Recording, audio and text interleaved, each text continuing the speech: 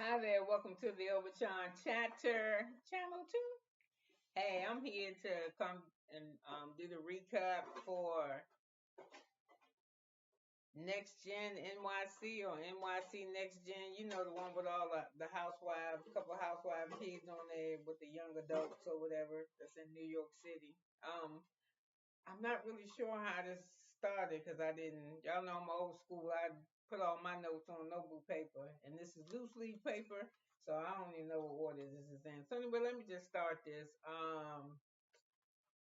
We see Teresa and Ariana together. Look like they're at Teresa's podcast. Get ready to start a podcast or finishing up one. Um,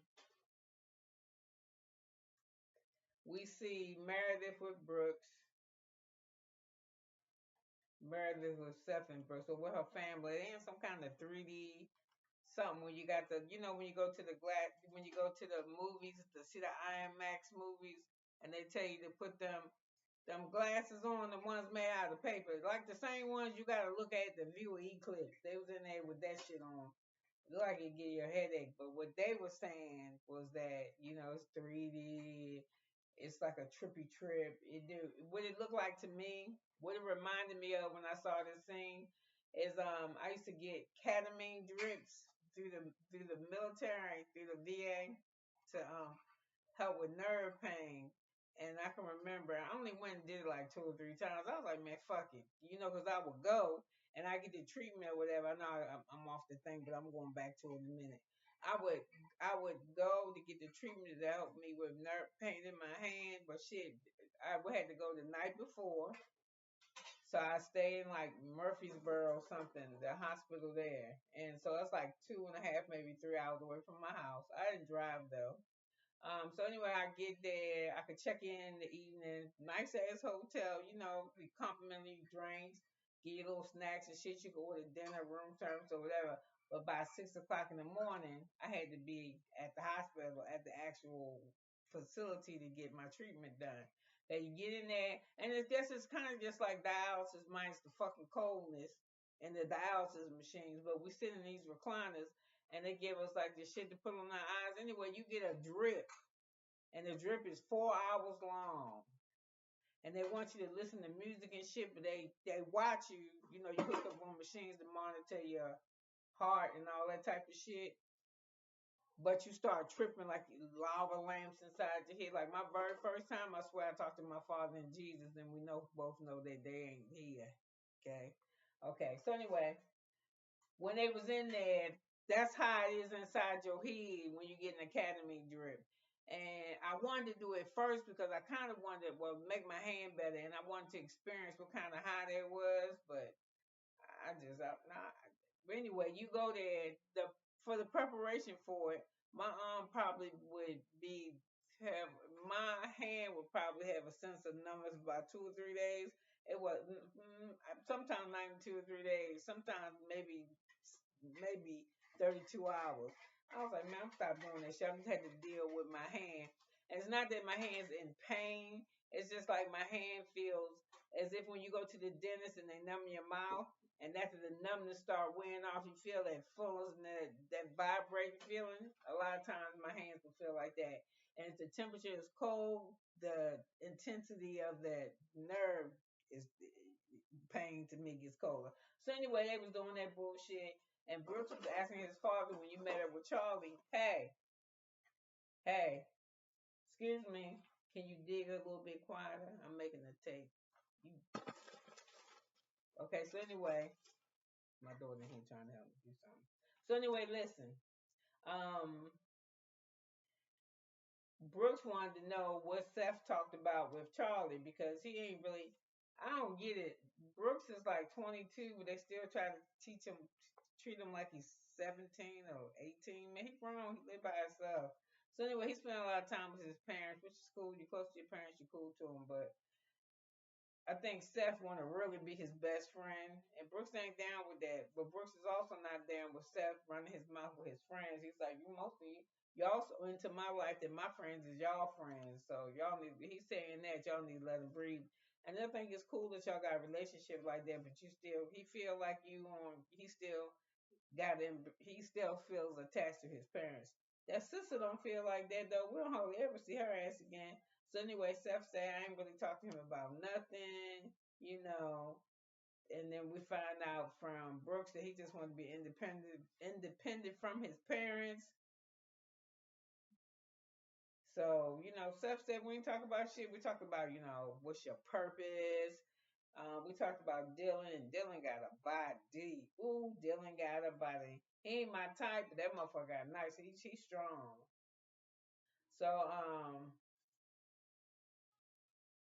I think this Seth mentioned to Brooks that Charlie talked about Dylan to him anyway. Seth know that he pansexual, and pansexual mean you sleep. To me, I mean, I ain't saying nothing about nobody gay because I got gay people in my family. I mean, we so close to each other. Shit, we like brother and sister. But I have lesbians in my family. I have gay men in my family. I probably got some pan. I know I got some polys because shit, although I'm my only child, I was raised with 7 cousins, right? And my aunt had all her kids stair step. So the baby boy in the family, he had a white girlfriend and a black girlfriend, making it take. He had a white girlfriend and a black girlfriend, and my granddaughter came here, got my train of thought, and he had a baby by each of them, and they all just lived together. So we had a poly, lesbian, and a gay male. So I've been around a little bit of everything, so I don't care shit about that. But when I say what I was going to say, when I hear pansexual, I'm like, you sleep with everything in the kitchen sink. That's the only thing left. Shit. But I don't know what pan mean. I don't know what the fuck that mean. I don't even want to know what it mean. I just mean I know it mean you have sex with more than what you're supposed to. Or what is you supposed to have sex with? Shit, I don't know. Child, don't get me to talking. So anyway, we continue with this thing. So we see Charlie meeting with his father Anwar, and this ain't two assholes in the same pot calling the kettle black or whatever the hell you said. They two apples off the same branch. So if I say same branch, you know the tree is exactly the same. So his the Armoire girlfriend name is Tatia or Taylor, whatever, but she's supposed to be some great specimen. So he meeting his father for lunch, and they have a really contentious. They got a real fucked up relationship. They can't even really have a 5 minute conversation, without no bullshit. And I will admit, my mother, because my mother really didn't raise me, but when we would get together, it would kind of be, it wouldn't be no betting on no shit, like no $100, we're going to pay lunch. It would be like, no, you wrong, no, I'm right. So we kind of had that in common. But, the father's like, oh, you can never find perfection if you don't get somebody like me. Tell me about your life. And apparently, Charlie does not like to talk about his life with his father, which is understandable because they don't fucking get along. So anyway, they start off. Here we start. Charlie don't even really want to go. So anyway, while they're there, they talking. Or they trying to have a decent. They trying to have a civil conversation, and they do a betting on the floor on the apartment that used to live in. Somebody said the 25th floor when the penthouse started. When the penthouse numbers would start, somebody said no, it was the 38th floor. So I bet you $100. So they called somebody. I don't know who Armor called, and the person on speakerphone. And the father is correct. So the father said, I guess that mean you buying lunch. I guess that mean I am. So anyway, it's just real weird. And the father say, "Will you come over to?" No, the lady, his girlfriend said, "Why don't you come over tomorrow? It's gonna be real nice. You can come to the pool and shit." And he's like, "Yeah, it's cool. I come." So anyway, he gonna come, but he gonna do something real fucked up. Like your father invited you. You know how you and him are. Why would you come? Why would you be so late? Your father calling you, asking you when you're gonna come, and you tell your father that I'll be there in an hour and a half. And the father said it takes a fucking hour and a half just to get here, which means you haven't left. So he trying to do something nice, and you still bullshitting. And it ain't like you put a lot of effort into it, because out of all the people that can dress, you ain't the best dressed for the males. You like to skateboard around town. And then here the other thing, why is you 30 hanging out with motherfuckers in their 20s, 22, 21? I didn't do that. I had no interest because they were still on that kid shit to me. So anyway, we got Ava. So anyway, well, Charlie's still at brunch or whatever he is with his father. He tells them he'll come over. He gonna bring some friends. And that's when I say they argue about the floor. The floor number started at 28 or 32 or 25 was correct. Some kind of shit. So we got Ava talking to her father, Damien Dash. And she said she want to go do something, but she don't want to invite Charlie. So because she complained to her father about Charlie, he was saying how he was talking to Riley, and he was like, "What?" She said, "Yeah, he was arguing with her, giving her that black woman vibe shit." And I like how Dame, you can tell Dame has grown too because he said, "Does he not know?" So he said, "So he turned on her." She said, "Yeah, he was kind of like being aggressive." So he said, "So Damien Dash, I know it's that. How's the relationship with his mom?" And she said, "Oh, his mom died when he was young." And he said, "Oh." She said, "You like women?" And she was like, "Yeah, I think so." He was like, "Oh, wow, well, do you know how to love on a woman?" He said, "Nah, it would not the shit that you tell me going on, cause ain't no matter. He ain't gonna know how to love on nobody not unless he can love on himself first." I said, "Bam! That motherfucker's on it. Go ahead, Dame. You have grown out of that whole shit." So we find out that Ariana and her boyfriend they found an apartment. So we glad, but $10,000, y'all can't do no cheaper than that. Y'all fucking crazy. I ain't paying somebody $10,000 a month, and that shit ain't mine. Like mortgage paper. I ain't renting on for $10,000. Okay, I will move if I pay $10,000 for a rental. Now I ain't even gonna say nothing. Let me just stop. Cause I ain't no stingy bitch, but I ain't trying to be like Jeff. I ain't putting my hand in no bind trying to get no goddamn apartment in New York. Hope she don't smell no piss nowhere. She could have did better. I think she could have found somewhere cheaper for 10,000. But hey, you can pay $10,000 and take care of Kim and Croy. You doing real good. And feed the folks back home. You doing real good. And I ain't even hurting on y'all, Ariana, because believe it or not, even when you was first, when you was a little girl, when she was little, I liked her. I liked her better than I like her sister, Brielle. But I like Brielle too. I like Ariana. I don't know them little kids because I stopped kind of watching that after she started having them twins and shit. You know, the little boys was bad, or the twins, the girl and the boy with the red hair. And one of them used to cuss real bad. I mean, I know I cuss, but I ain't no goddamn kid. I can cuss if I want to. So anyway, I like Ariana. I like how she is with her boyfriend. They're real affectionate with each other. I also like that she don't really fuck with her mom. That she take care of helping her mom out. I would not help my mom. I don't know. I just feel how you want to feel about it. You can go. You can throw the Christianity stick on it, or what God say, or Allah say, or whoever say what, Buddha or whoever. I ain't gonna fuck my mother over because I just ain't. You know what I'm saying? I'm just, I ain't gonna let. I mean, I don't know if I'm gonna be sponsoring her drinking $200 bottles of wine and shit every day, but she fucked her money up. And people make mistakes, and sometimes when you make mistakes, I mean, you gotta be punishing forever. But she won't be drinking $200 wine. She be drinking some shit cost about $9 and some change. Yeah, not 200. She won't be drinking the shit I drink, and not watch me see her pay for it. Yeah, we're not doing that. So anyway, I really like her and her boyfriend together. I'm glad they found a place.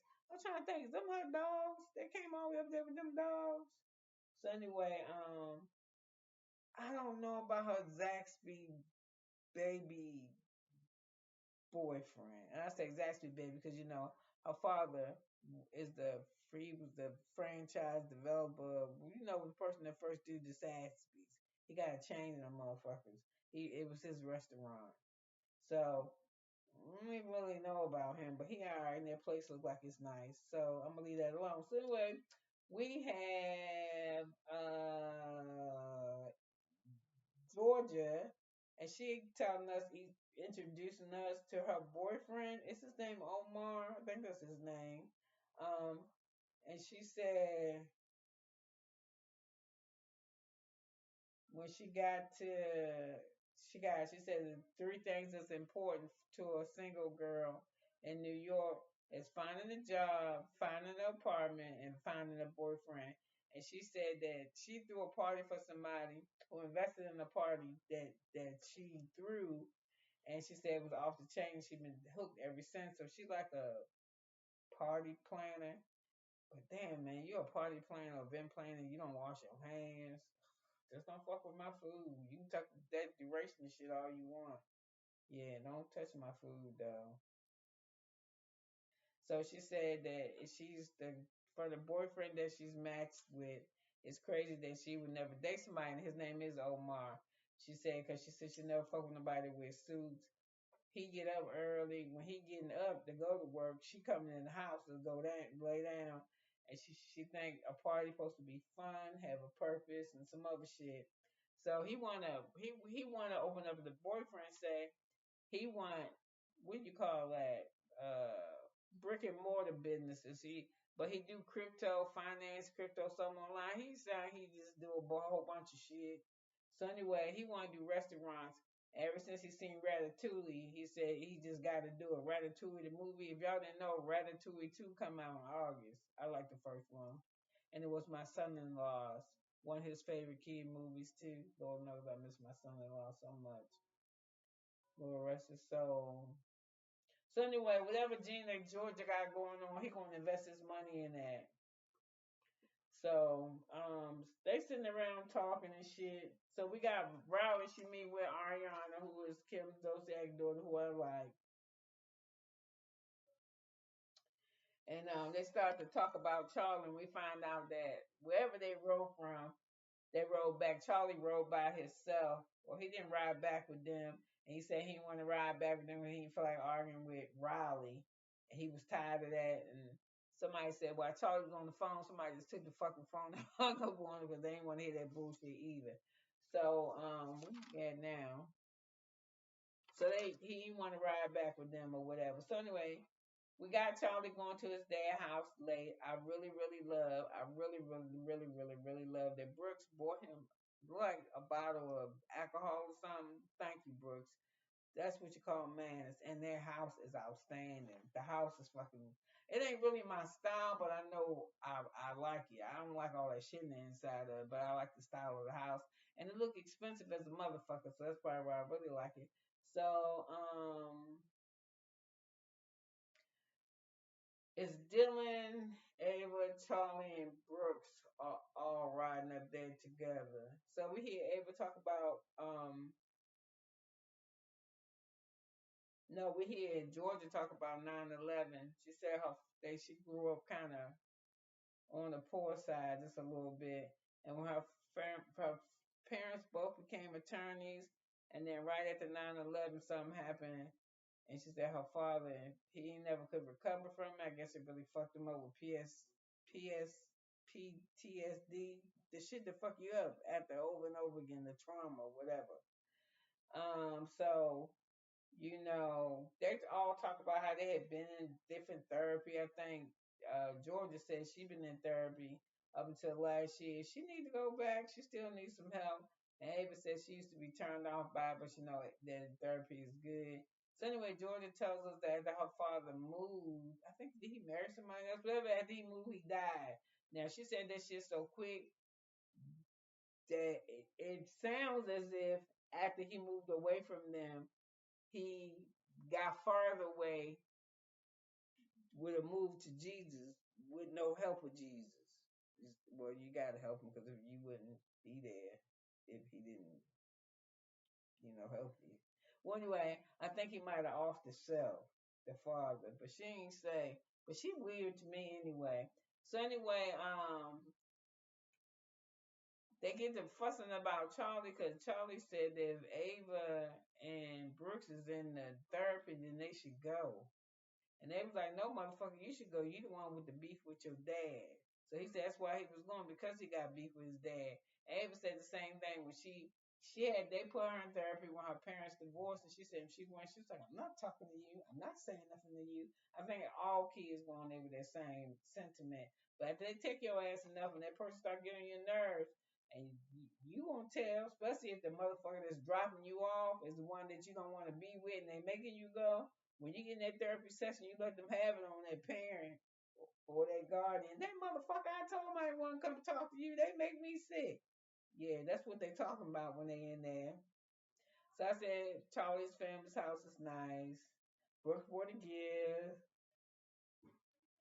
So, and you can tell the father is competitive with Charlie because I would not be with my son or I would not be with my daughter with a group of her friends and say, which one of us look better? Motherfucker, she better look better than me.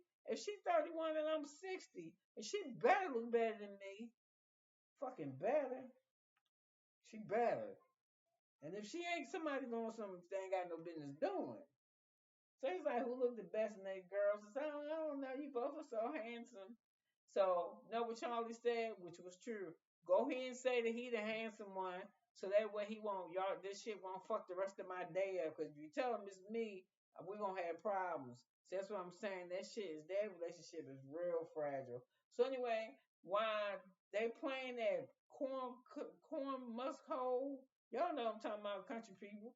That fucking thing where you got the board in the ground with the hole and you throw them bean bags, you try to put the shit in the hole and it fall through the hole. I don't know. It's a southern game. Like fucking horseshoe, but you're playing with a bean bag. So anyway, they playing that and they betting on that shit. I bet you $40 every one. I was like, see, they gotta be competitive about everything. So anyway, while Charlie is in the yard, which is a big ass fucking yard, with his father, their friends is back up there talking, Ava and Georgia and Brooks and everybody. And they saying how much the father and Charlie and the father and Anwar look alike and how they don't even realize that they the same person.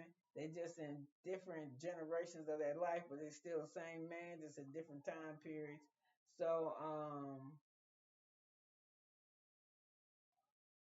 Brooke don't really care that much for Anwar, I don't think. I think he thinks his father's nice. Anwar's not really that nice. And he's not comfortable being around him either. So, right after they finish playing this game of cornhole husk or whatever the fuck, the horseshoes with a seat with a uh sandbag or whatever the fuck, toss it thing.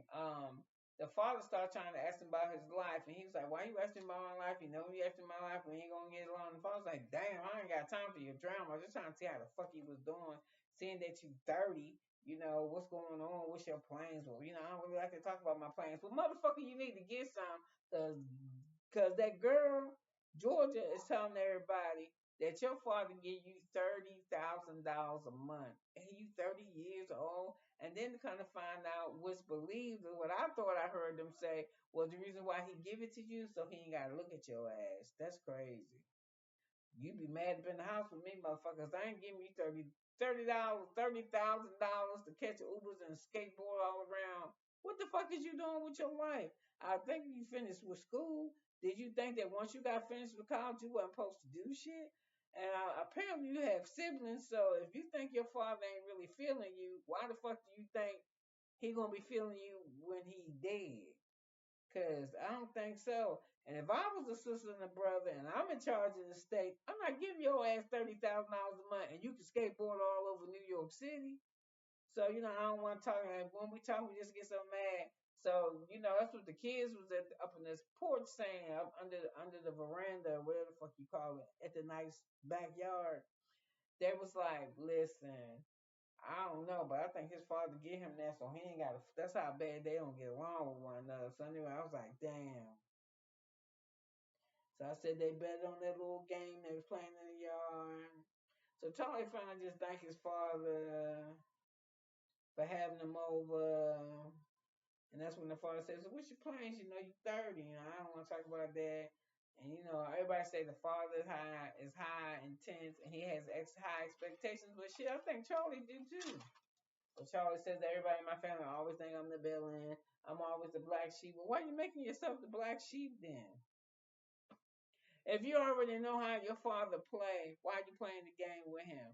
Like when my mother and me wasn't feeling each other, I wouldn't play that game with her. I know when she breathed like this, she was trying to incite me. So you know what I do? Act like I don't hear her ass breathing. I ain't gonna be mean to her, but I'm not playing in the shit with you. And sometimes I get a little bit off the cuff with my daughter, and you know it'll be a little bit something, something, something. She'll keep going. And trust and believe, I got to pull some shit from somewhere, some shit I ain't never seen to keep my goddamn mouth shut. Cause I was one of them ones. I was gonna get the last word. You ever met you one of them? They're gonna get the last word, whether they get their ass kicked, get punched in the face. It don't matter. While you whooping my ass, you gonna hear me talking shit. You gonna want to hear me to shut me the fuck up. Cause that's what I know. See, cause I learned a long time ago that it ain't about the power in this right here. It's the power of that goddamn tongue. A tongue will paralyze your ass. Say the right shit at the right spot at the right time. Them motherfuckers will they forget what they was hitting you for and start whooping your ass for a whole nother thing. Do you understand me? So that's what I get. That's my weapon. Or I do something with these, but this mouth, shit. I'm telling you, I was so bad. I want you. You weren't gonna stay with me. If like you in a relationship with me and we get in a fucking argument, that shit could have started at 9 o'clock in the morning, and I had to go to work, and you had to go to work, and we both get home about 5:30. Yeah, and I'm home at 5:25. As soon as you come to the door, this is what I say. With that fucking bullshit you did this morning, saying who the fuck you think this is? No, I ain't cooking this motherfucker nothing. And then like he turned the TV on, I turned the TV off. I have done shit like went outside and turned the main water shit off from the main water line because he want to take a shower. Tell me he don't want to hear me. I'm gonna turn this goddamn shower off. I find me some tools. Wouldn't do that YouTube shit. Went right outside and turned the goddamn main water line off for the goddamn house. I'm one of them bitches. You got to hit me. Well, I can't say I'm like that no more because it's been a while since I've been in a relationship, and now I've learned some type of self control. But it don't take that much of me to lose it. So anyway, I see that that relationship is toxic, and Charlie don't want to go to therapy because he don't want to learn how to talk to his father. So it's funny now because you got Damon, Dash, Ava, Brooke, Seth, and somebody else out there. I thought somebody else was out there, maybe not. But they golfing, GOLFPHI? No. They playing golf. Fuck it. I can't spell for shit today. Um, and Ava said she ain't invite Charlie, and I don't think she would invite on. I wouldn't invite Anwar either because like it's a daughter, daddy. It's the kid and the parent and the father come with your date thing. So I wouldn't want Anwar to be around because I think that him and Dame Dash probably wouldn't get along that good. Um. So anyway, she said she don't want to hang out with Charlie, because of that bullshit. So they didn't. So anyway, while they having this golf and shit, it's funny because Dame asked Seth if he smoked, and he said, "What you mean, like cigarettes or weed?" He was like weed, and he was like, Seth's like, "No, I got a company job." I was like, "This motherfucker is so square," but you right, Seth, don't lose your job with big lots because you pour smoking weed on camera. Don't do that shit. Smart, always thinking. See, I like Seth because he ain't one of them dudes that gotta be the cool kid. He was like, man, I'm good. So we got Georgia visiting her boyfriend at his empty office. I swear this motherfucker like he's a scam artist. Tell me. Who the fuck in there with the crypto and the finances? He got dressed up to go to a building with there ain't nothing in there. So anyway, she got an idea. It's fun to go bowling. That's gonna be her next gig, a bowling party. I like bowling too, but how you make it sexy and cool? I don't fucking know. You can show me though. I think you make it sexy and cool if you dress up in all black tie and you got some good ass food and drinks while you bowling. So Ava said Ava meets for Charlie for lunch, and he want to talk to her, and he want to square everything away because he knows he's a big asshole, and he didn't mean to do that. And she was like, "Yeah, I'm just trying to help you." And I like that little outfit she got on with them little boots and that little top. That's cute. So he tells Ava, Charlie tells Ava that him and Riley are good because he met up with her earlier and they had coffee or some shit and they talked. And he said everything right with that. And he said, I don't want y'all to think I have any malice in my heart or being malicious. And then, Riley had told him, no, that's not what I think. I think he's just ignorant as a motherfucker. But she didn't say the MF part, but she should have. And he said, I don't want to be the villain. I'm already viewed as a villain. Now here you go, turning on that A1 empathy. Nobody got no shit for you, nigga. You was 30. And that's what Ava said on that porch too. Oh, it was the other girl. She's like, ain't he like they give him that much money and he finished count? Ain't he like 30? He ain't no fucking kid. So Riley said the thing about Charlie's is he think he always right, and that's not. We already know that ain't the case. Ain't nobody always goddamn right, and we see him get wrong 2 times. He lost $40 betting with his daddy and $100 at the lunch, at the breakfast or whatever the fuck they was having. So, Charlie tell Riley, yeah, but I'm finishing up my apology tour. I don't talk to you now. I need to talk that, square shit away with Ava. And I'm like, your apology tour. And why are you saying it like that? You don't want to put your fucking foot in your mouth.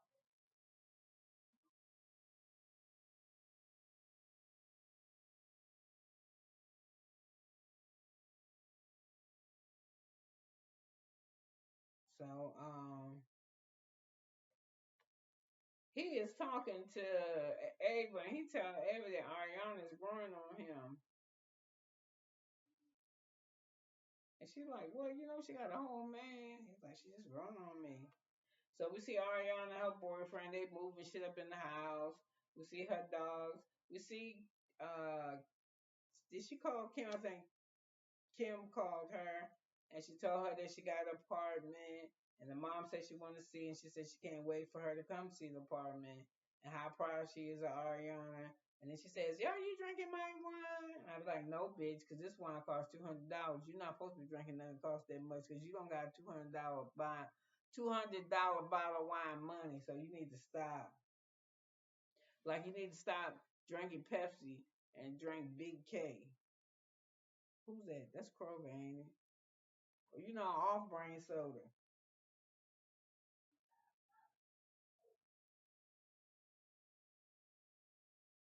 So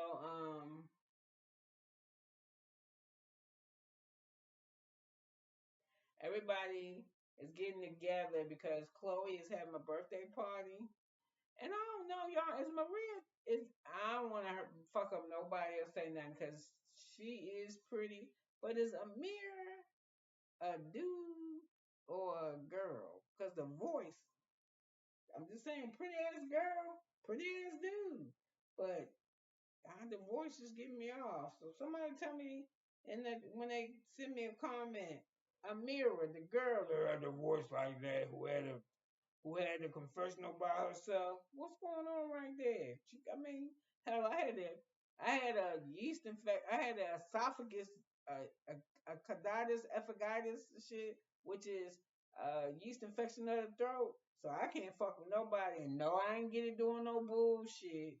Trust and believe when they said it, I was like, they said it like this, carditis esophagitis. I said carditis. Because I'm a I'm a pharmacy technician. I'm a licensed pharmacy technician. And I was like, that means yeast. That's yeast.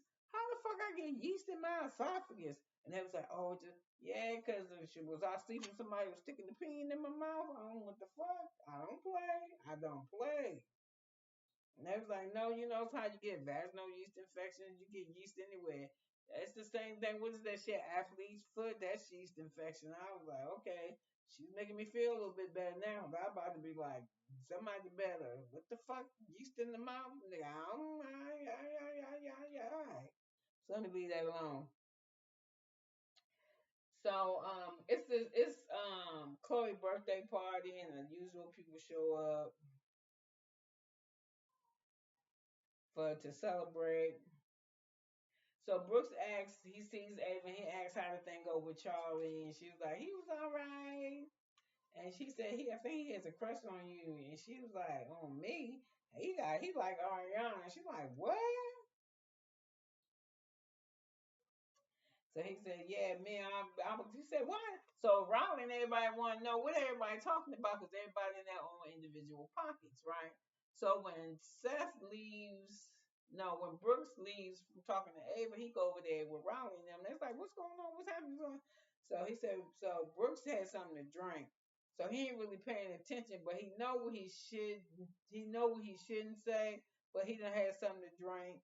So he don't know. He just talking because he telling them what he heard, and he said he told Ava that Ariana want to do a clothing brand, and Ava is taken aback because of course she's the fashion model, but she was like, I don't really get the fashion. I don't get that shit. But we see early in the day, or it was the next day, Ariana and her boyfriend, they walk into this dude's store who got his own brand. And they inspired, they want to talk to him. So he listening to them talk about them wanting to her have her own brand of streetwear. And he listening to her talk, and then when she get done, he says, just stay focused. Because she all over the place. But she got a dream, so do your shit, Ariana. So when Ariana hears that this is what Ava said, she's like, "What the fuck? Why I need to talk to her? Well, I mean, what's up with her? What does she mean?" And that's when um Amira was like, "Why would you, Ava? Why would you say anything like that? I mean, you don't even know the girl." She said, "I ain't trying to say nothing fucked up. I'm just saying when I look at her, I don't see fashion." Points in case when I look at Phaedra Parks, I do not see no fashion.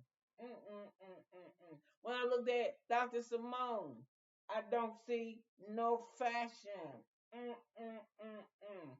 When I looked at Candy, I used to not see no fashion, but she done took hydroponics, whatever the fuck she done to lost some weight, and she got somebody to help her pick her clothes. Now I see fashion. Shamir only see money, no fashion. So it could be that. I ain't gonna lie. Fuck it. I'll be for real with you, for real, for real. Ain't nobody gonna tell me that Vera Wang is a multimillionaire for her fashions. You could tell me if I seen somebody in Vera Wang, but if I see when I see Vera Wang in clothes, and nothing about her speak fashion. All that shit speak Bruce Lee. Chopper, chopper, chopper. That's what I'm gonna do.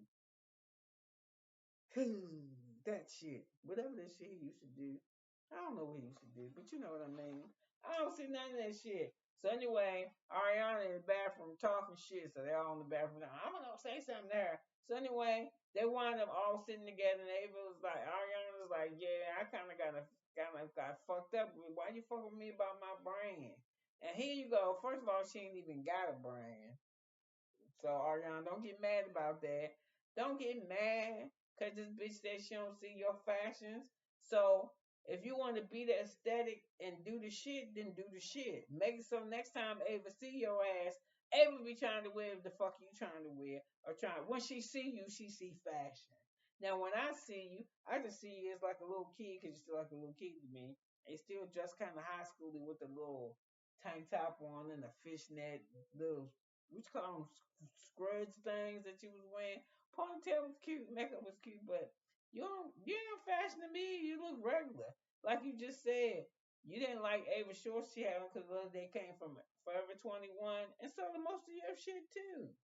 So I never paid no attention to your style, but hence, if you would have told me that you wanted to be a fashion designer. I never even saw it on the other shit. What's the show? Don't be tardy for the party. I never seen that shit. I just don't get mad. But you mad.